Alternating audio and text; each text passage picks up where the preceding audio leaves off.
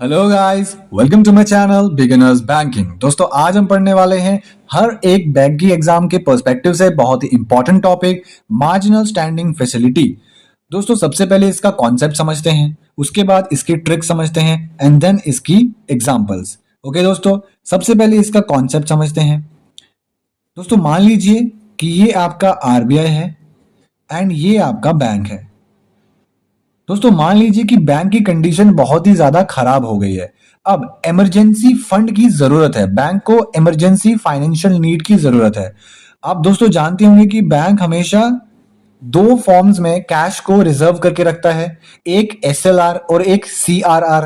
दोस्तों जो सीआरआर होता है कैश रिजर्व रेशियो, वो बैंक आरबीआई के पास डिपॉजिट करवाता है, लेकिन जो एसएलआर फॉर्म में कैश होता है, गोल्ड होता है या गवर्नमेंट सिक्योरिटीज होती हैं, वो बैंक अपने पास रखता है। एसएलआर के अंदर गवर्नमेंट सिक्योरिटीज होती हैं, गोल्ड होता है एंड कैश होता है। ये सब चीजें बैंक अपने पास डिपॉजिट करवाता है।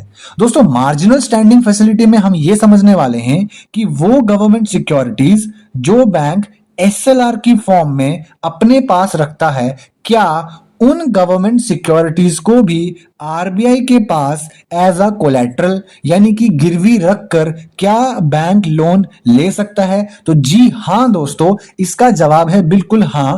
इन गवर्नमेंट सिक्योरिटीज को जिन्हें बैंक अपने पास एसएलआर की फॉर्म में रखता है, जब वो उन गवर्नमेंट सिक्योरिटीज को आरबीआई के पास गिरवी रखता है यानी कि एज अ कोलेट्रल रखता है, उसके एक्सचेंज में आरबीआई उन्हें कैश की फॉर्म में लोन प्रोवाइड करते हैं। इसी फैसिलिटी को हम मार्जिनल स्टैंडिंग फैसिलिटी कहते हैं।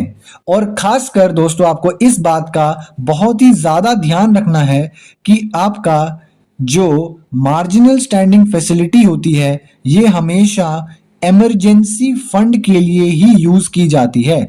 यानी कि जब बैंक को इमरजेंसी के टाइम पे फंड की आवश्यकता होती है, नीड होती है, उसी समय बैंक्स इस मार्जिनल स्टैंडिंग फैसिलिटी का यूज कर सकते हैं। लेकिन इसमें जो रेट ऑफ इंटरेस्ट देना पड़ता है बैंक को, आरबीआई को, वो बहुत ही ज्यादा देना पड़ता है एज कंपेयर टू आपके repo rate, and reverse repo rate के कंपैरिजन में। तो इसी फैसिलिटी को हम मार्जिनल स्टैंडिंग फैसिलिटी दोस्तों कहते हैं। आज का हमारा सेकंड टॉपिक है बैंक रेट। दोस्तों आपने बैंक रेट को पढ़ने से पहले अगर मेरी प्रीवियस वीडियोस देखी होंगी तो मैंने उनमें आपको पढ़ाया था repo rate and reverse repo rate.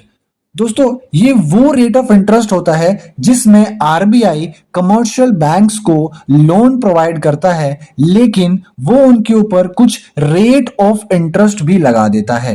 तो दोस्तों उस रेट ऑफ इंटरेस्ट के समय जब बैंक आरबीआई से पैसे लेता है तो वो सिर्फ और सिर्फ एक दिन के लिए पैसे उधार लेता है, सिर्फ और सिर्फ एक दिन के लिए उधार लेता है। लेकिन जब हम बैंक रेट की बात करते हैं तो दोस्तों इसमें जो बैंक होते हैं वो आरबीआई से एक दिन से ज्यादा के लिए लोन लेते हैं। जी हां दोस्तों, बैंक रेट के अंदर जो बैंक होते हैं वो आरबीआई से लोन लेते हैं, मगर एक दिन के लिए नहीं, एक दिन से ज्यादा के लिए, यानी कि 1 मंथ के लिए या फिर उससे भी ज्यादा के लिए लोन लेते हैं। और दोस्तों सबसे इंपॉर्टेंट बात यह होती है कि बैंक रेट में जो रेट ऑफ इंटरेस्ट होता है वो दोस्तों रेपो रेट और रिवर्स रेपो रेट दोनों के कंपैरिजन में बहुत ही ज्यादा हाई होता है।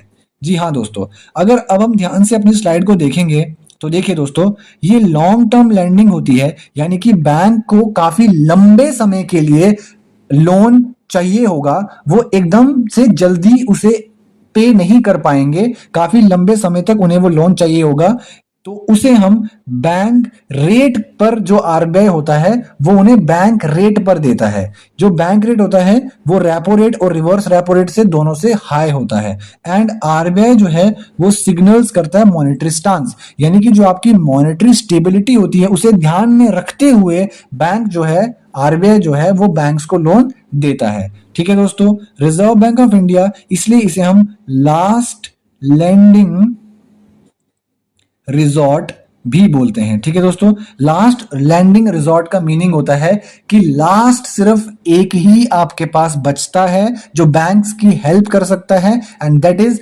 आरबीआई। इसलिए आरबीआई को बैकबोन भी कहा जाता है इंडियन इकोनॉमी का। तो दोस्तों आज के टॉपिक में इतना ही, मिलते हैं नेक्स्ट वीडियो में। वीडियो अगर पसंद आया तो चैनल को सब्सक्राइब लाइक करना मत भूलिए। थैंक यू दोस्तों।